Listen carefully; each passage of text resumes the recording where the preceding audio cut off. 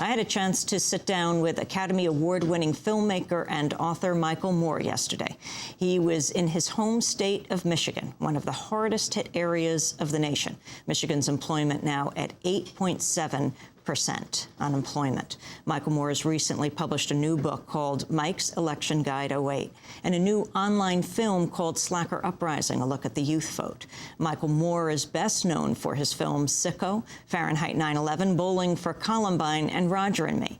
He's recently been campaigning for a group of Democratic candidates in Michigan and is a backer of Barack Obama. I spoke to him from Traverse City, Michigan. Welcome to Democracy Now!, Michael Moore. Thank you, Amy. Thanks for having me on. So tell us where you are. I'm in Traverse City, Michigan. I live up here in northern Michigan. I'm actually in the local news station here, so that's an aerial view of Grand Traverse Bay and the peninsula up here. That's behind me. Michigan is a very hard-hit state right now. In fact, John McCain pulled out of Michigan. Do you see a connection? I'd like to believe it's because I'm here that he left. But I think that I don't even know why he was here to begin with. People here have been bludgeoned during the last 8 years. And you know, the sad part about that is that when they, next year or the year after, when they look back on this year, this is going to actually look like a really good year. Because once General Motors merges with Chrysler, thousands and thousands of jobs, more jobs are going to be eliminated on top of the already thousands of more jobs that will be eliminated in the next few years because General Motors and Chrysler build 20th century vehicles that either nobody wants or we shouldn't be building considering the climate crisis that's in front of us. How did it happen that they didn't change, that you have now in Michigan the highest unemployment rate in the country? It happened because the workers don't control the means of production. Oops, I guess I can't be president now that I said that. No, but seriously, I think that if the auto workers years and years ago could have had a say in the cars that were being built, the big three would have built cars that people wanted to drive instead of the kind of crappy mobiles that they continued to build, the gas guzzlers they continued to build, and people wanted something different, and nobody listened because the auto companies were arrogant, and they have always had the attitude that what's good for, you know, the old saying, General Motors is good for the country. Well, the country changed. General Motors didn't change, and so now the people have suffered as a result of it. If we had a democratic economy where the people, we the people, had a say in the decisions that are made in terms of how our corporations are run, the things that they produce for our society, what we need collectively as a society, we probably wouldn't find ourselves in some of the positions that we're in right now. We're quite a ways away from Roger and Me, but you started right there. Well, that distresses me to no end to even think about that it's almost 20 years since Roger and Me. And I was saying this 20 years ago, that you know, unless we get a handle on this, things aren't going to get any better. And they didn't. They just continued to get worse. If you go back and look actually at Roger and Me now, Flint, Michigan looks pretty good. Even though 30,000 jobs at that time had been eliminated, there were still 50,000 people working there.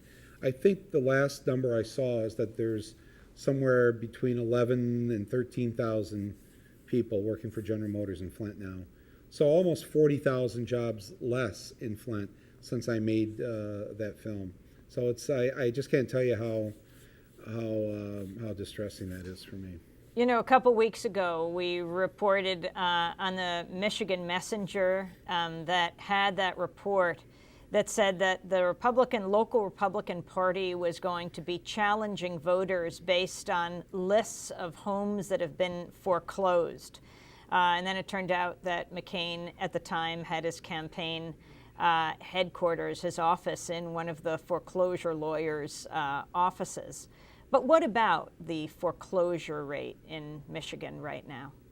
Well, they're really bad here in Michigan. I think if we're not the worst, we're in the top three, along with Florida and I forget the other state, but it's literally thousands each week here, people losing their homes. And that story about the local Republican Party that was going to try and take a look at the foreclosure list in order to try and stop people from voting.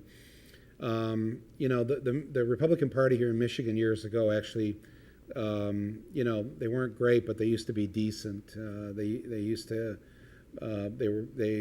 passed a lot of the early environmental laws here. The Republican governor was in favor of the Equal Rights Amendment for women, things like that. This is back in the 60s and 70s. And then they just went weird, like all the Republicans did. And the last Republican to run for governor here 2 years ago was the guy who founded Amway. So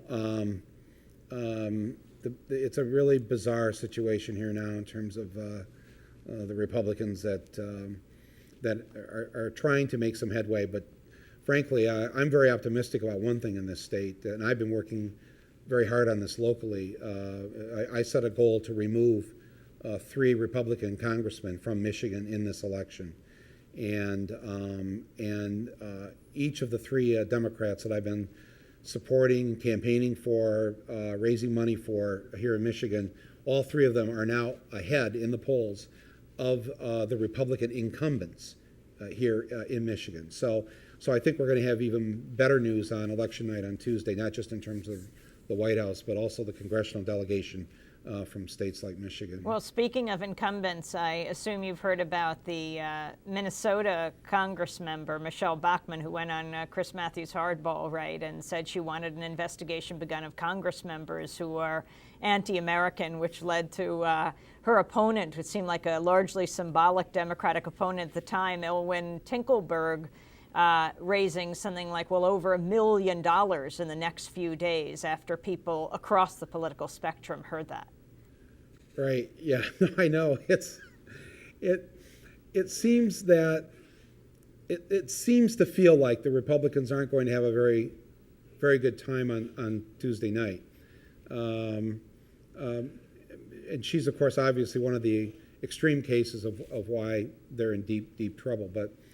But I have no sense of optimism as I sit here.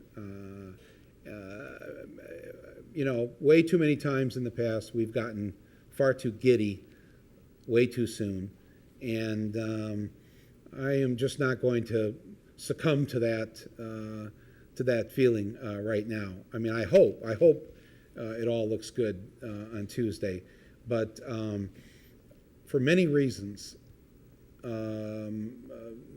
there's a chance that McCain will win on Tuesday.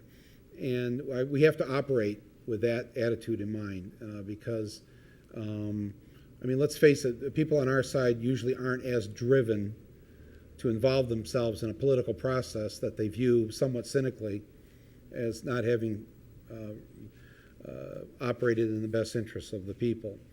And so they're not not as much as the other side is motivated to go to the polls, whereas the other side are under strict orders from, they believe, the voice of God that's in their head, telling them that they must go to the polls and vote for these good people or remove the heathens that are in violation of whatever it is they're listening to in their head. So I'm telling you, I think that's pretty powerful.